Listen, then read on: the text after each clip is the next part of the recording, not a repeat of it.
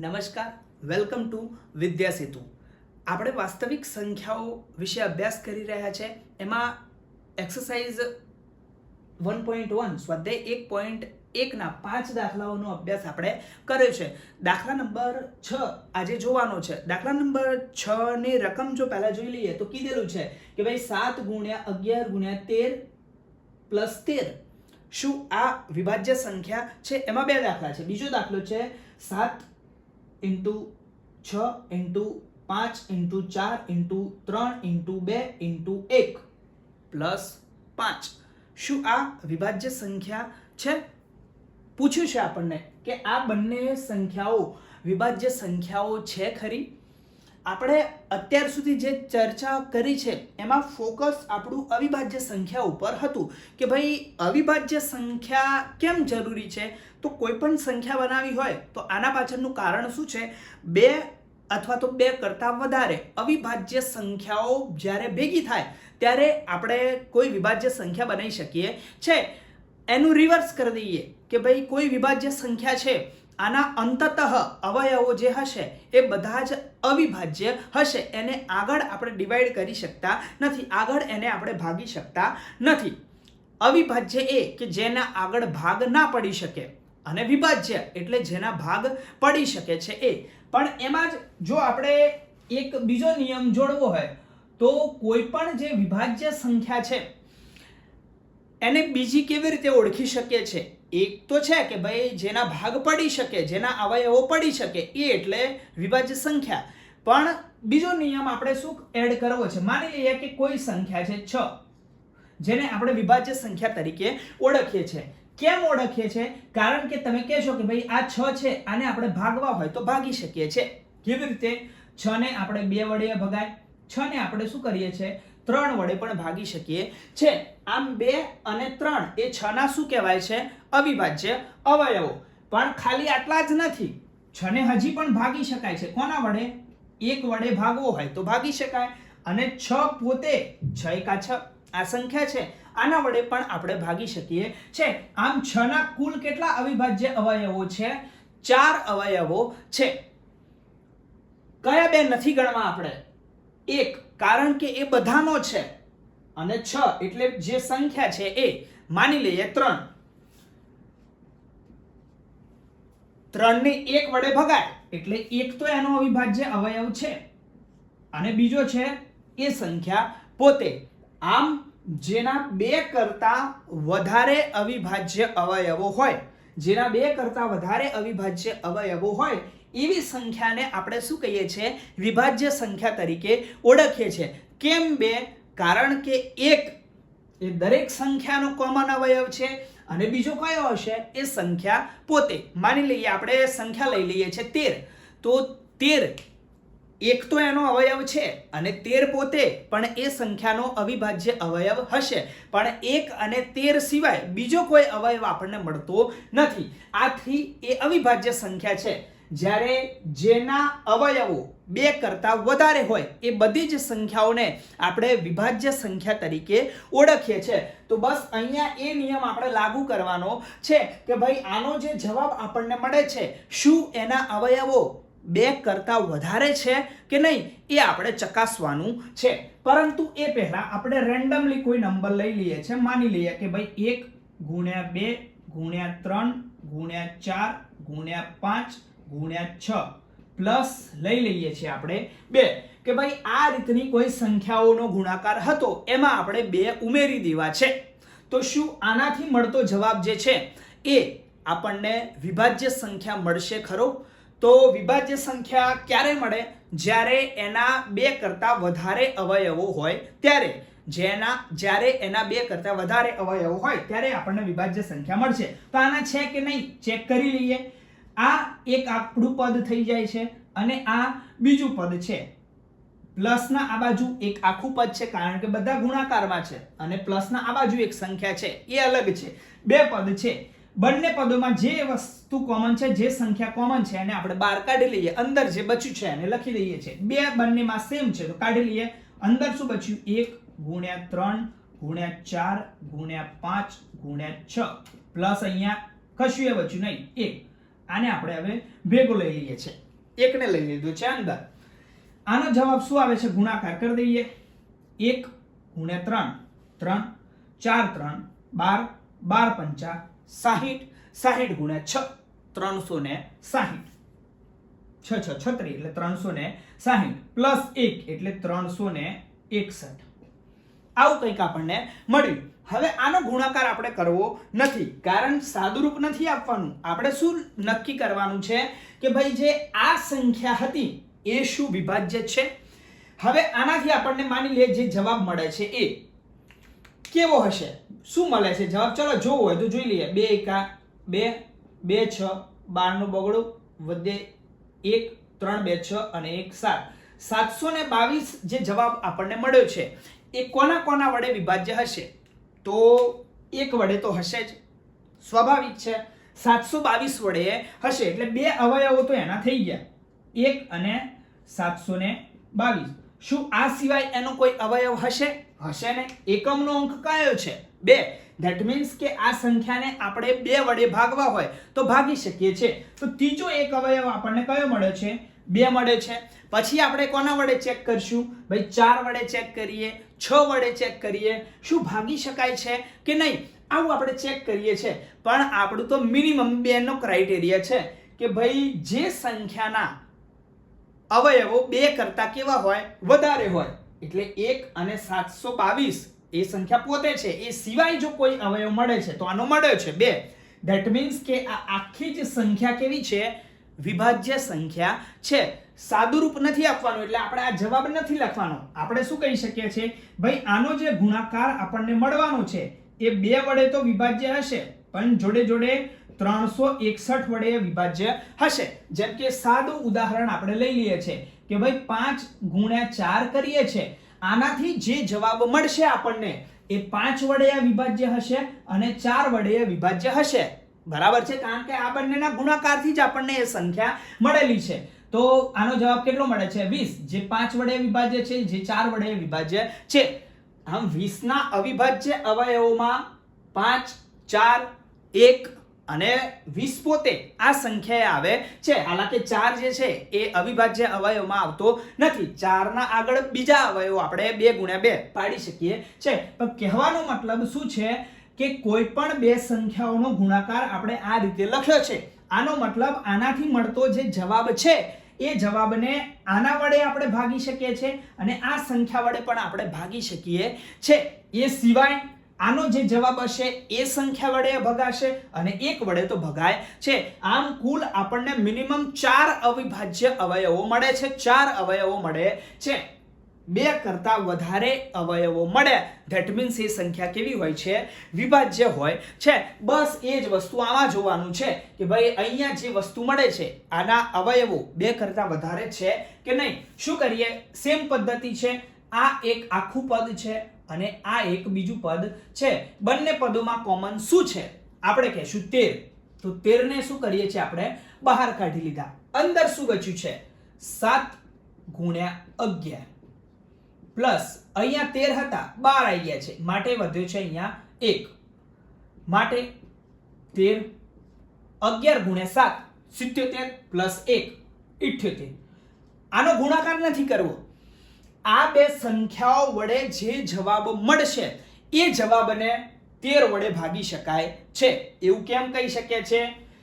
આ બે સંખ્યાઓનો ગુણાકાર કરીએ છે એને આપણે 5 વડે ભાગી શકીએ છીએ, એને આપણે 4 વડે ભાગી શકીએ છે, કારણ કે એ બેના ગુણાકારથી જ આ જવાબ આવ્યો છે.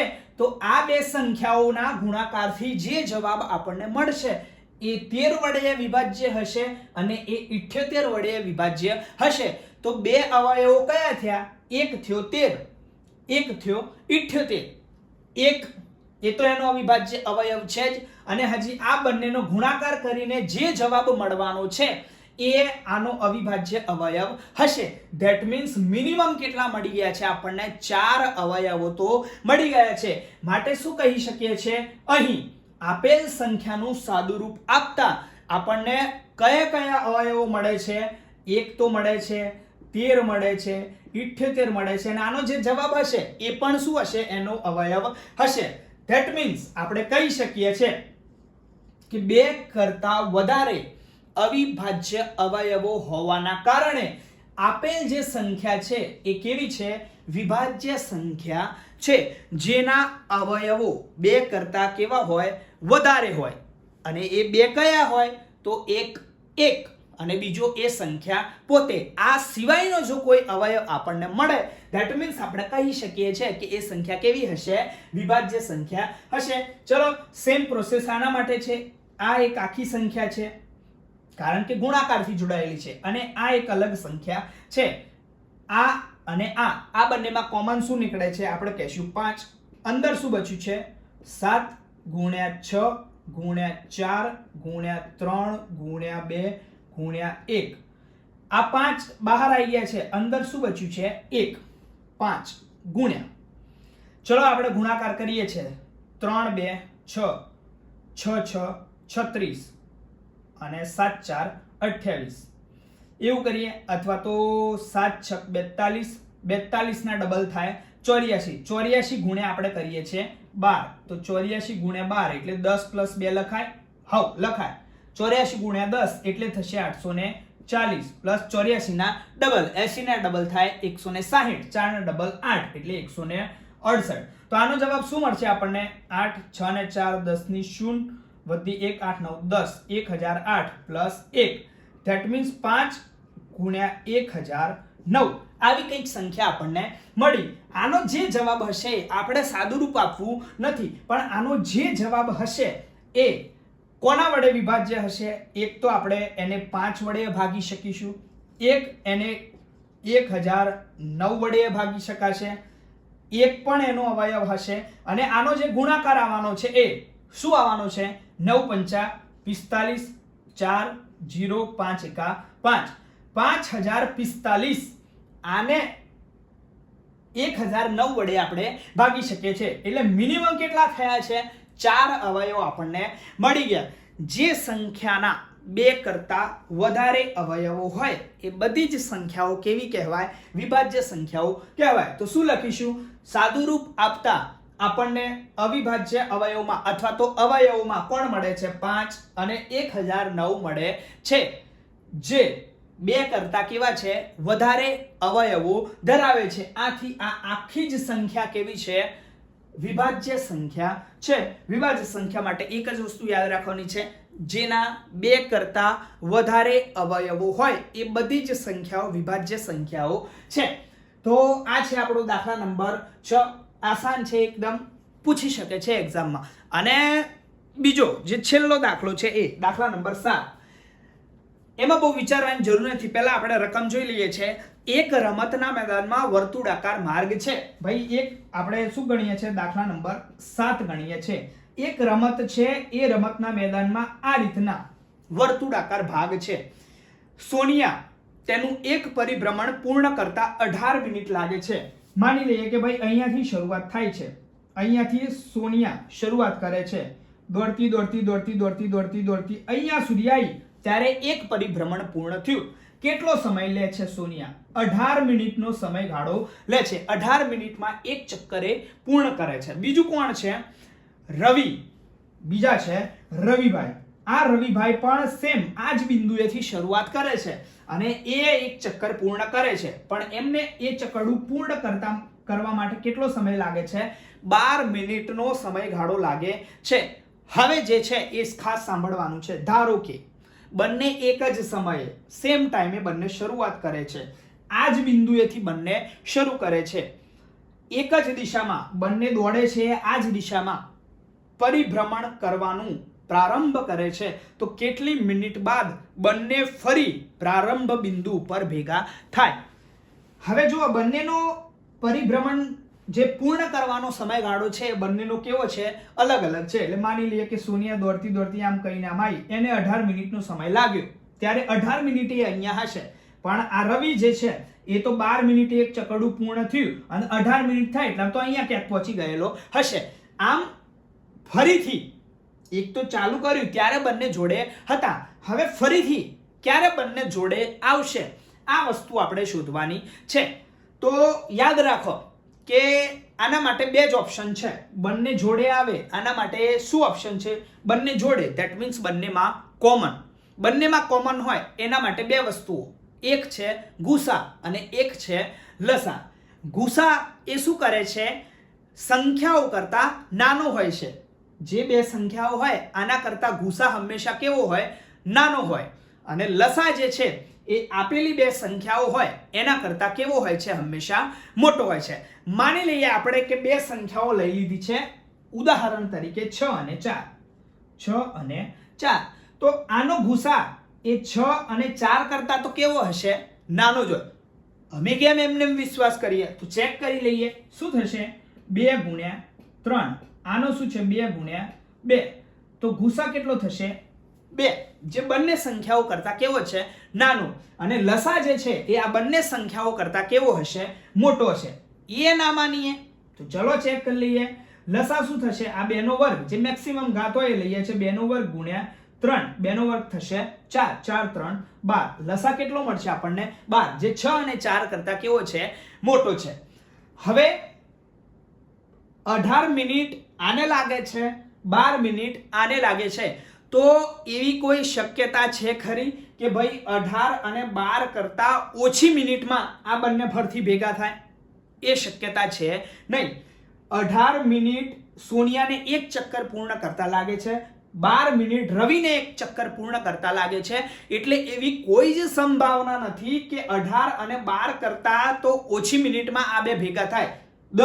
18 અને 12 કરતા ઓછી સંખ્યા કઈ લઈ લઈએ છે, પણ 10 મિનિટમાં ભેગા થાય આવી શક્યતા કોઈ છે નહીં. આનો મતલબ કે ગુસા તો આવશે નહીં. તો બીજું શું આવે છે, એક જ ઓપ્શન રહ્યો આપણી જોડે, કયો, લસા. આ બંને સંખ્યાઓના લસા આપણે શોધી નાખીએ. જે જવાબ આવ્યો એ જવાબે આ બંને શું થશે, ફરીથી ભેગા થશે. શું કરી નાખીએ, ચલો 18 ના અવયવો આપણે પાડી દઈએ છે.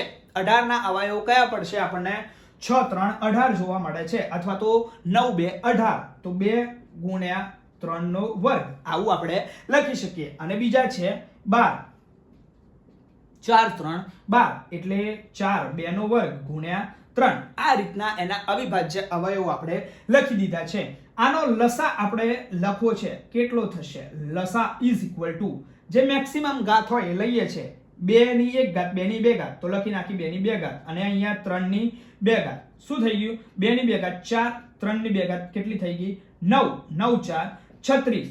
તો આ 36 જે આવ્યો એ શું આવ્યો છે, આ બંનેનો લસા. આમ આ બંને સોનિયા અને રવિ ફરીથી ક્યારે ભેગા થશે, 36મી મિનિટે બંને ફરીથી ભેગા થાય છે.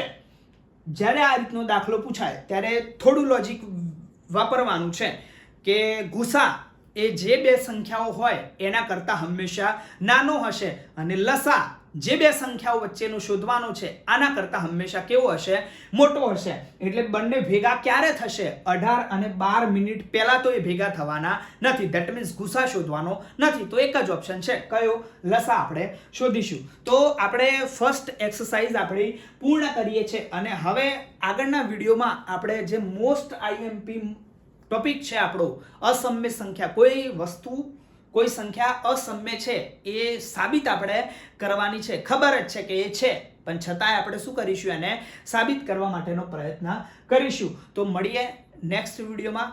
ત્યાં સુધી આપણું આ એક્સરસાઇઝ પૂર્ણ થઈ ચૂકી છે, તો એનો અભ્યાસ આપણે કરી લઈએ. ધન્યવાદ.